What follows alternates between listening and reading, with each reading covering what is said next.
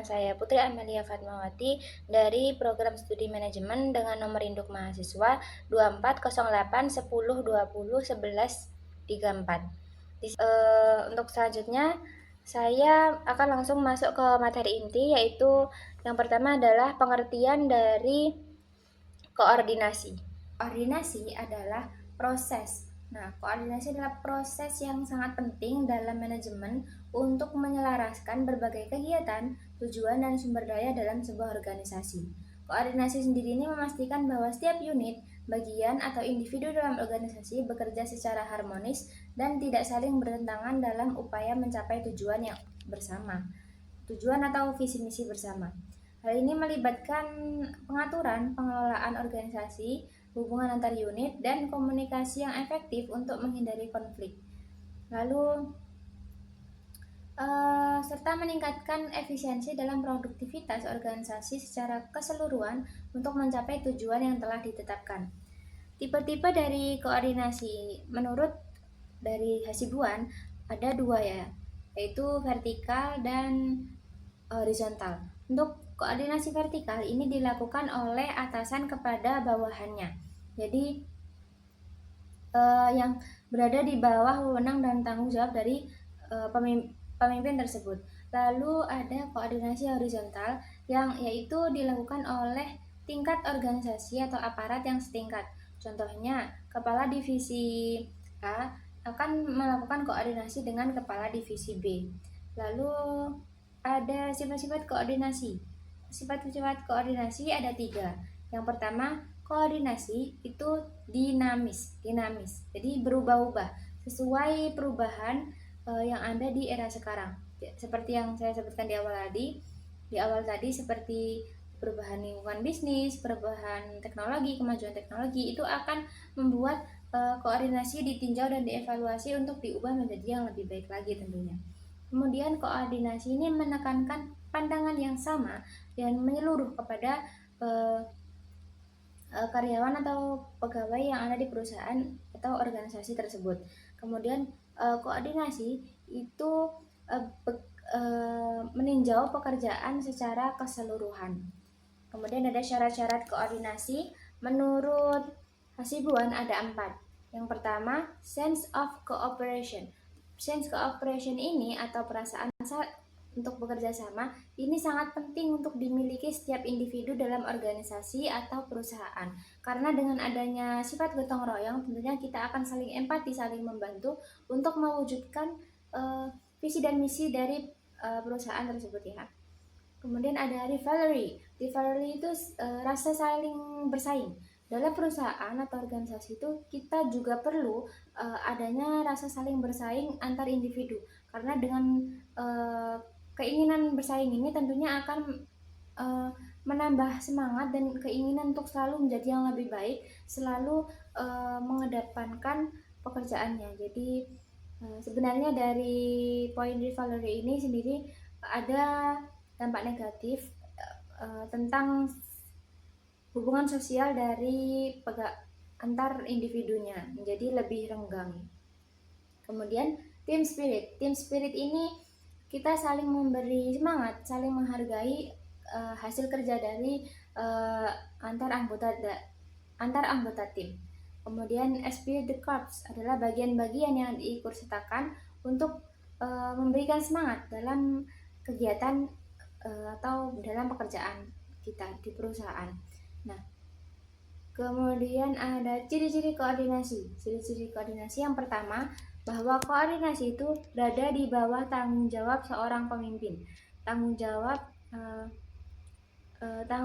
ini dilaksanakan pemimpin untuk mengatur, untuk mengevaluasi, untuk meninjau kinerja dari para karyawan atau pegawainya. Kemudian adanya proses atau dari seperti yang saya bilang tadi, koordinasi itu adalah proses. Jadi seorang pemimpin itu akan memberikan arahan yang berkesinambungan dan harus dikembangkan sehingga tujuan dapat tercapai dengan baik.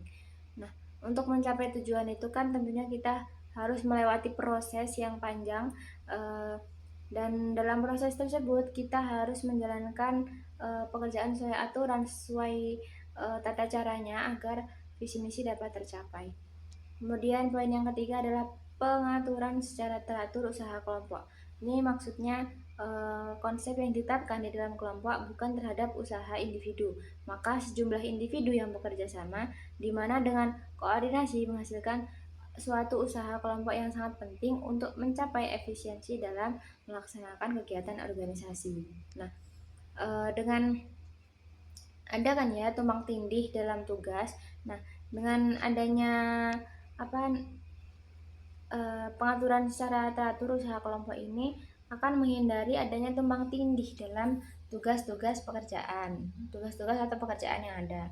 Kemudian konsep kesatuan tindakan. Nah, hal ini merupakan inti dari koordinasi karena kesatuan usaha berarti bahwa kita nanti harus mengatur sedemikian rupa usaha-usaha tiap kegiatan individu sehingga terdapat adanya keserasian di dalam mencapai hasil.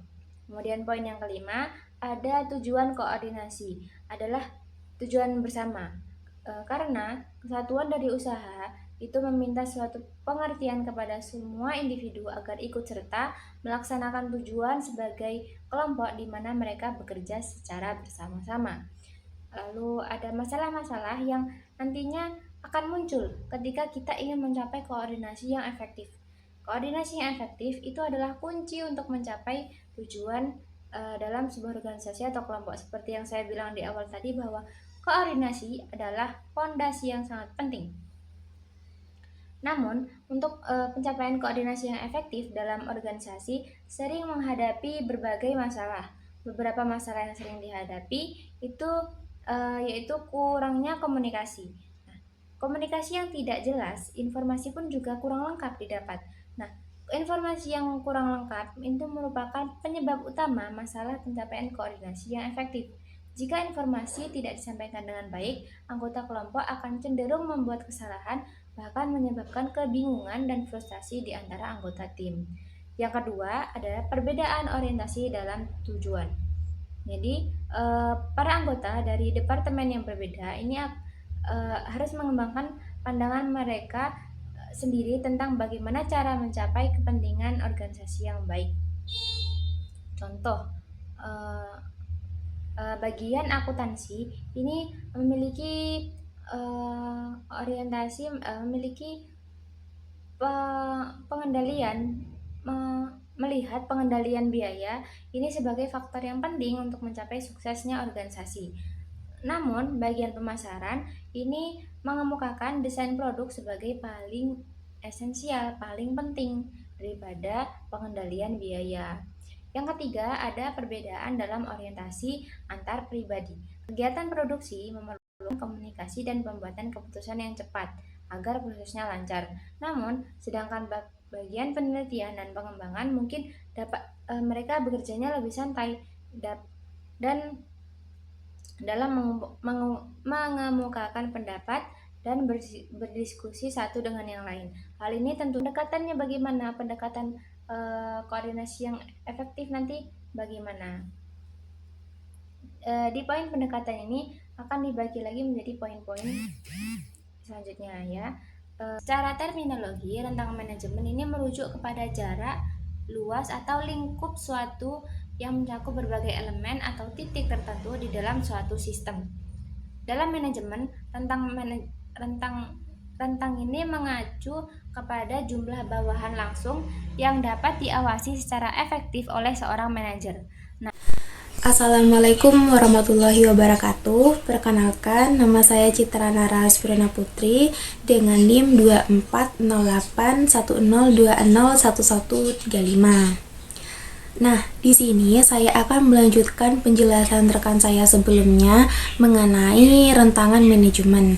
Seperti yang kita ketahui, di sini saya akan menjelaskan lebih rinci bagaimana dan berapa sih jumlah rentangan yang ideal itu. Sebenarnya sampai saat ini jumlah rentangan yang ideal itu masih banyak diperdebatkan dalam teori manajemen. Mengapa? Karena situasi dan kondisi di setiap perusahaan dan organisasi itu berbeda-beda. Namun jangan bingung, di balik perdebatan tersebut untuk menentukan jumlah rentangan yang ideal, kita bisa melihat dari pendapat beberapa ahli. Yang pertama itu dari Greysunas pada tahun 1933. Beliau menyarankan tentang rentangan itu maksimal 5-6 bawahan. Dan teori pendapat beliau itu didasarkan pada perhitungan matematis tentang jumlah hubungan potensial antara manajer dan bawahan. Yang kedua, itu ada pendapat dari Luther Gulick di tahun 1937. Beliaunya ini berpendapat bahwa jumlah rentangan yang ideal itu ada di 3-12 bawahan. Dan beliau menekankan bahwa rentang ideal itu bervariasi. Nah, variasi itu tergantung pada kompleksitas pekerjaan dan tingkat keahlian yang diperlukan oleh karyawan. Yang ketiga, ada pendapat jika teman-teman ingin menentukan jumlah rentangan yang ideal itu bisa dikondisikan dari situasi perusahaan dan organisasi teman-teman, yang mana yang cocok dengan pendapat-pendapat para ahli. Dan yang selanjutnya, saya akan menjelaskan tentang alasan mengapa kita harus menggunakan rentangan manajemen yang melebar dan menyempit. Yang pertama, saya akan menjelaskan alasan kita menggunakan rentangan manajemen yang lebar. Yang pertama, kemampuan karyawan meningkat. Karyawan yang memiliki kemampuan yang terampil dan berpengalaman itu bisa menjadikan karyawan tersebut pengawasannya itu lebih sedikit dibanding karyawan yang tidak memiliki keterampilan dan tidak berpengalaman. Yang kedua, tugas yang kepemimpinan manajemen yang baik dapat menangani lebih banyak karyawan. Nah, itu tadi alasan mengapa kita menggunakan rentangan manajemen yang melebar. Selanjutnya, saya akan menjelaskan alasan rentangan manajemen yang menyempit. Yang pertama, kompleksitas tugas. Pekerjaan untuk keputusan proyek yang memiliki dampak yang besar, kita harus memilih rentangan yang lebih menyempit. Nah, itu tadi penjelasan dari saya mengenai tentang berapa jumlah rentangan yang ideal dan alasan menggunakan rentangan yang melebar dan menyempit. Selanjutnya, rekan saya akan menjelaskan bab selanjutnya, yaitu tentang faktor-faktor yang mempengaruhi rentang manajemen. Terima kasih. Materi selanjutnya yaitu faktor-faktor dan alasan tentang manajemen semakin melebar. Sebelumnya, perkenalkan saya Cahyanindia Ramadhani dengan NIM 2408 1020 1160. Bahasan yang akan saya bahas pertama yaitu faktor-faktor. Ada 6 faktor yang mempengaruhi rentangan manajemen. Yang pertama yaitu faktor kesamaan fungsi-fungsi.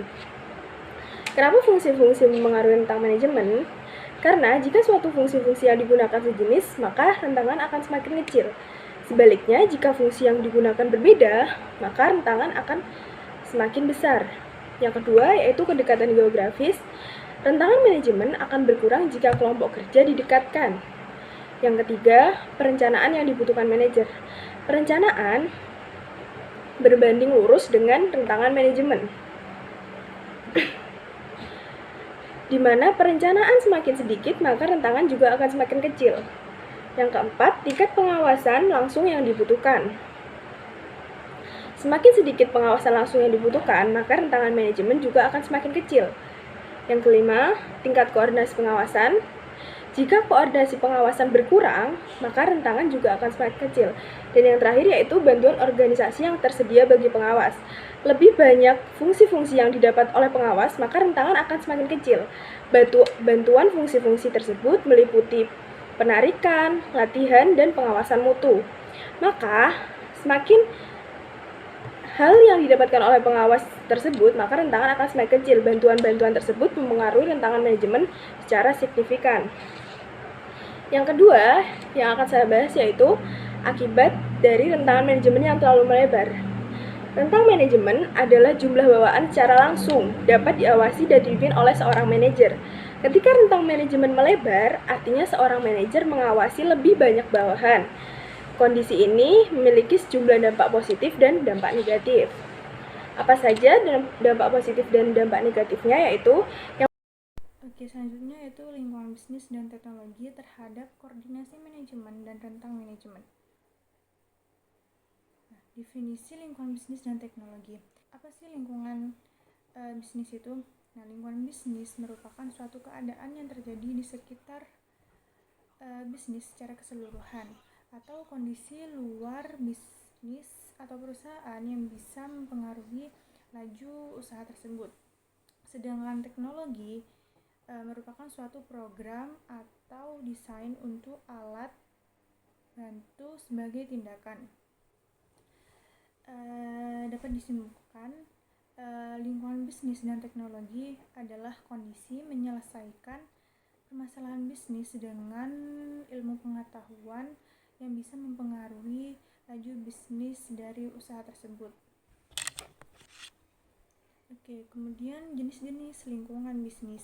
Nah, jenis-jenis lingkungan bisnis itu ada dua, yaitu lingkungan internal dan lingkungan eksternal. Ya, lingkungan internal ini berada di bawah kendali perusahaan, seperti perencanaan dan kebijakan, sumber daya manusia, manajemen tenaga kerja, dan lain-lain.